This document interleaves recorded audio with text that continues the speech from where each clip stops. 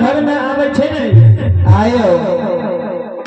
तो ओकरा कोनो चीज देखल उसारल नहीं रहे छे नहीं रहे बूढ़ी माँ नई नवेली दुल्हन के रोज आंगन घर बढ़े के खातिर बाजे की तोरा रोज बिना अबेर भे जा छ बखत से किया न उठ के आंगन घर बहार ले छ एक पुतहु श्रोता भगवान मानत बुधु सवेरे के समय में बाहर के पीछे से अपना सिरहाना बना के सूतल रहे ये सोना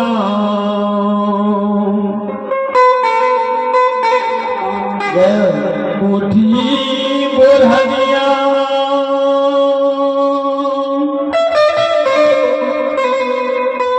ये माला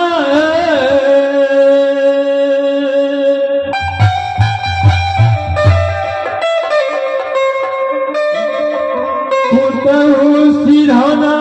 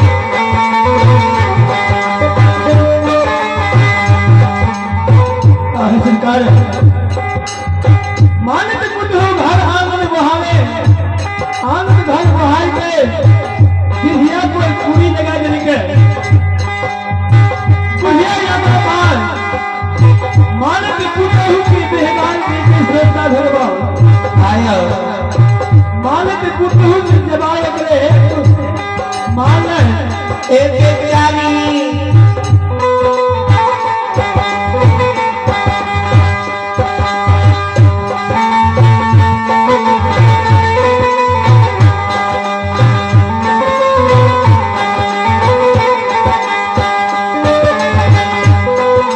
आगे नहीं रही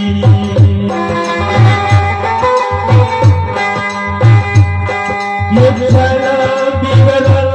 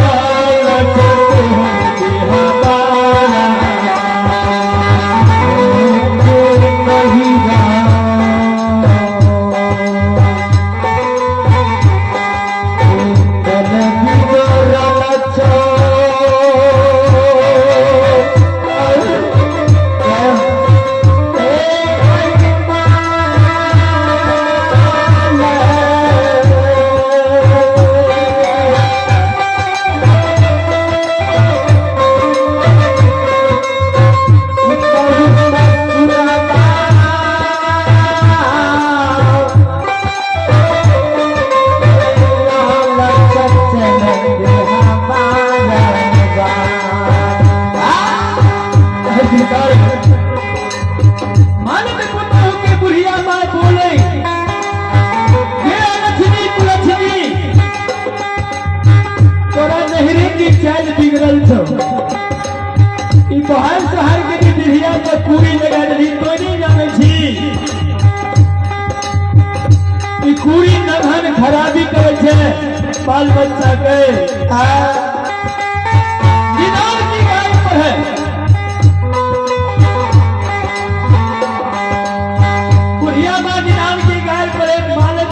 आयो मानक पुतो बुढ़िया माँ से कहे माँ ए माता दी हमरा बाहर बात कहाँ गाय नहीं दियो ए मैया जे कहता है हमरा कहियो हमरा मार में मार दिया नहीं कहियो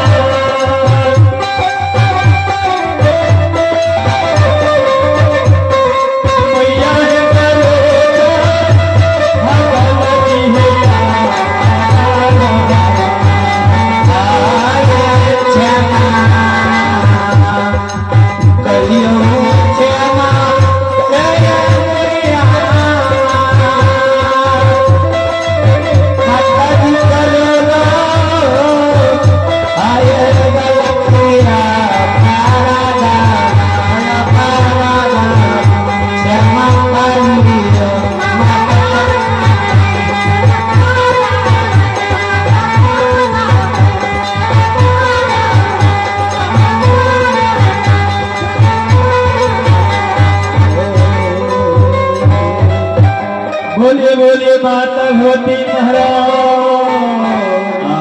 की जय। भक्त वसल भगवान